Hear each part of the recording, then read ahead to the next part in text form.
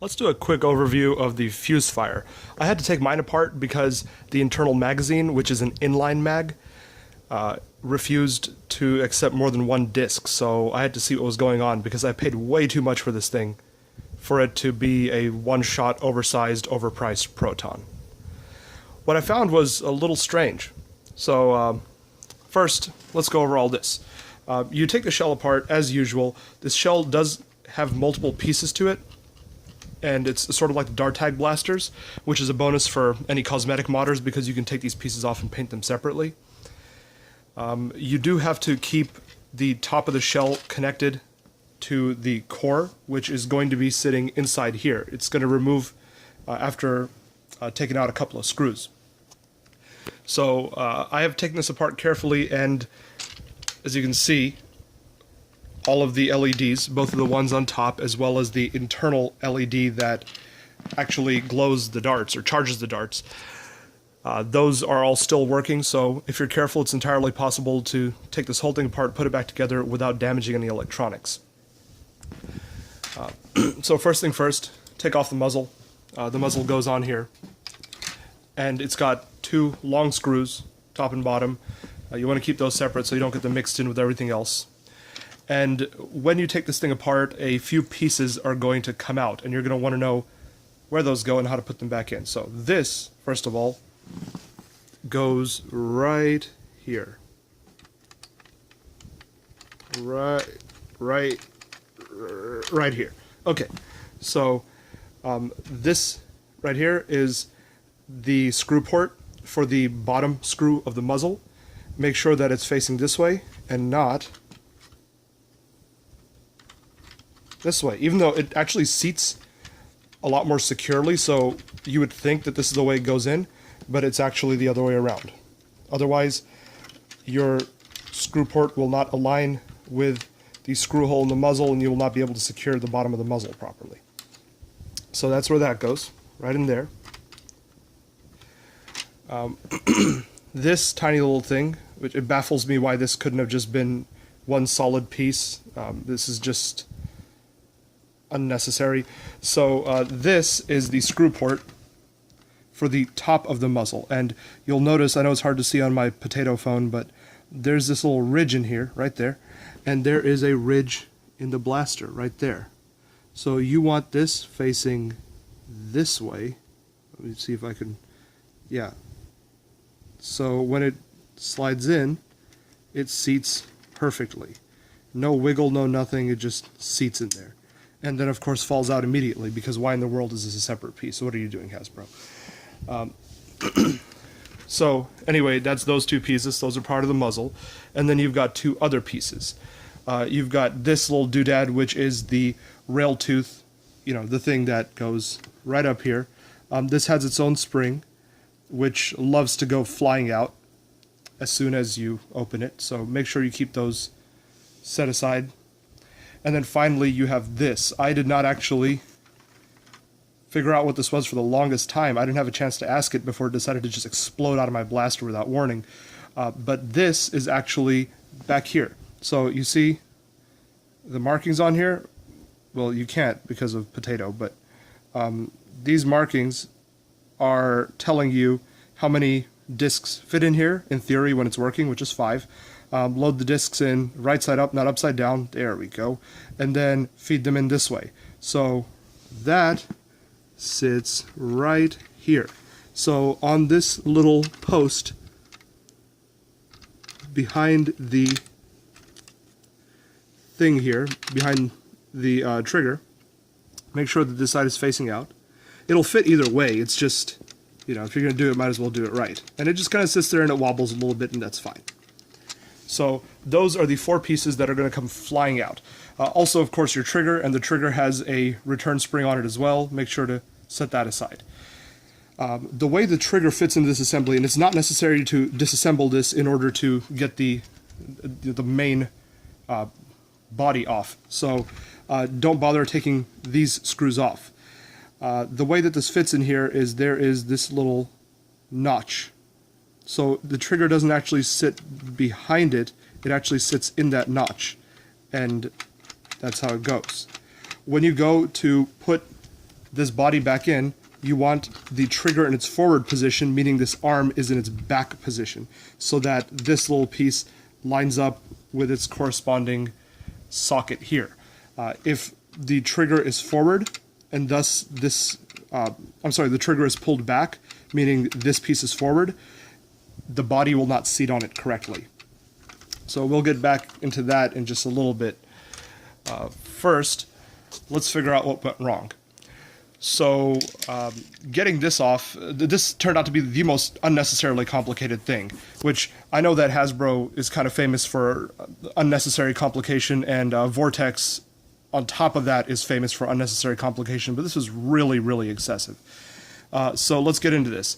First of all, you want to undo these screw ports, these two right here, and then the corresponding ones on the other side, and then you'll be able to lift this. This is the piece we want. This is the magazine, whereas all of this is the actual propulsion assembly with its big old torsion spring down here. Don't stick your finger in that. So we don't need to actually mess with anything down here, including the slide. Don't accidentally prime this. Leave all that alone. This piece right here connects directly to the slide, and it prevents you from being able to easily remove this. So even if you try to slide it down, it's just a bad angle and it will not come out. So in order to access this magazine and to get to the heart of the problem, what you have to do is, after you have removed these two, you have to kind of pry this apart. So use your nails, or if you just got your nails did, use a flathead, and you can pop these tabs. And now, being careful not to snag any wires, go ahead and take the bottom out. So this is the bottom of the magazine. This is where the darts actually sit, and of course they get pushed backward and drop down through here. So you can set this aside. This is the top of the magazine, and now, bam, it'll come loose. So these two fangs here sit inside these two slots, and when you're returning it to its original position, you can just slide them back in. So there you go. With the bottom of the magazine tray out, you can very easily remove this, and this is all connected together, so you got to be careful. Don't tug on it too hard. This is all irrelevant now. This is what we want. So in here, you've got another set of tabs, and that is right in there.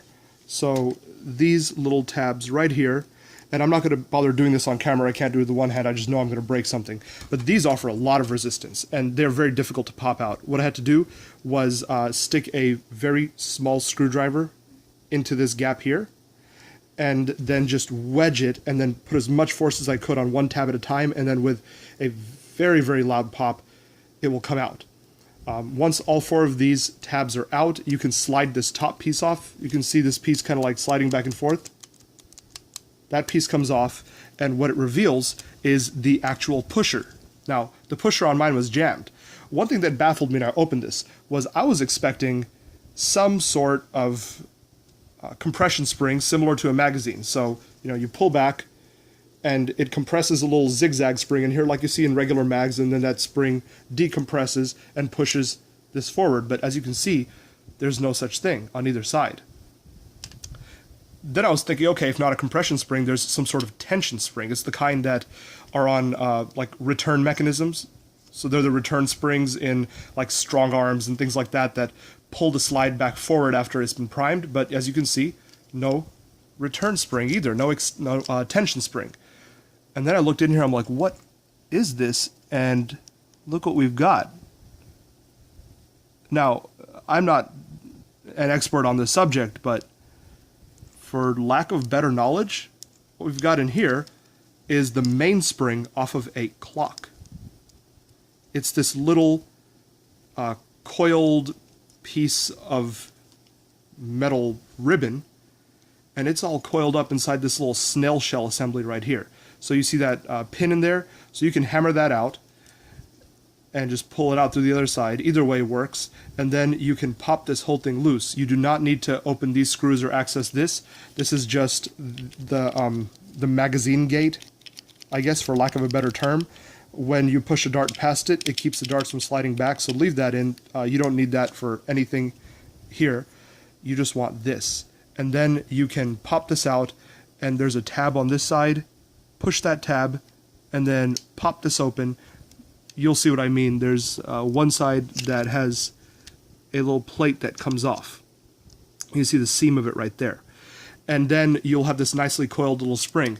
Now, this, to me, screams unnecessarily complicated, because these little watch mainsprings are pretty sensitive. I believe that this blaster was dropped, and that's what caused it to jam. I do let kids play with these things, so it's bound to happen, and I mean, it's a children's toy. It should be able to take it. This spring just quit on me. It just stopped. It got jammed. It was creating some sort of friction in here, and I don't know enough about mainsprings to know what had happened, but it was just locked up. And so I had to pop this open. I had to uncoil the mainspring, recoil it. Please don't do this without knowing what you're doing.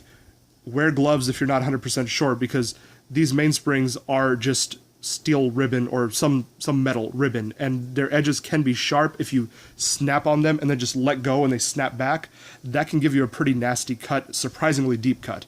So please be careful. Even when they're not under tension, they can still be dangerous if you mess with them the wrong way.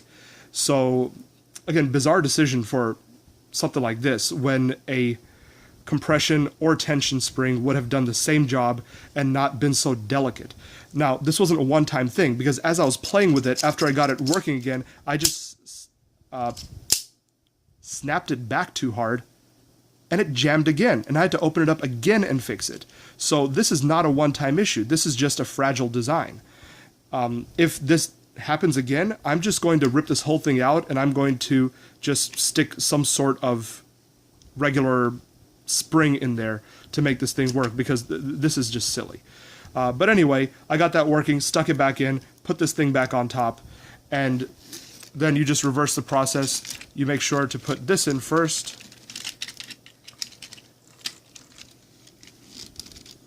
Sorry, this is not the easiest thing to do with one hand on the phone.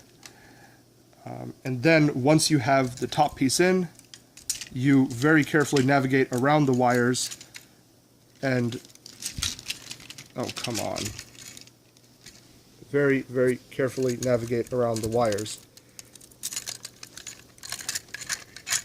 And you slide the bottom piece in place so that it is lined up. The tabs are lined. God, I hate this so much. The tabs are lined up, and then you make sure that you feed the wires correctly through all of this. Do not have wires just randomly sitting out here, with a lot of slack in them, because the wires themselves can get caught in the pusher. So that can cause a jam as well, and potentially snag and break something loose in the electronics, and then you've got to solder it or something, and it's a whole new nightmare.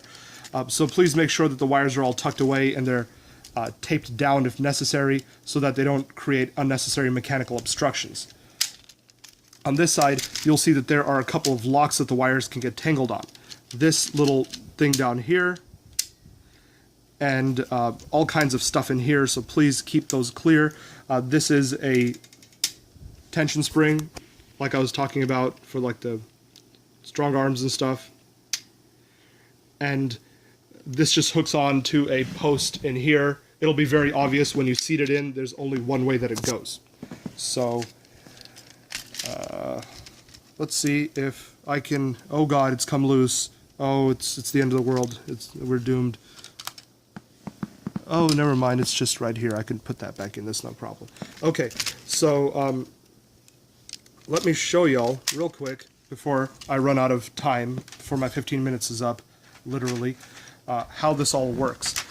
So when you're putting this back in,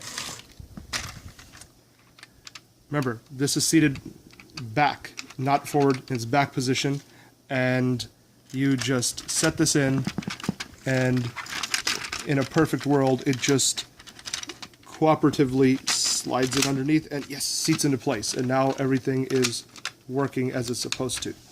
So there you go. I have 8 seconds left, so I hope this helped you in some capacity. Goodbye.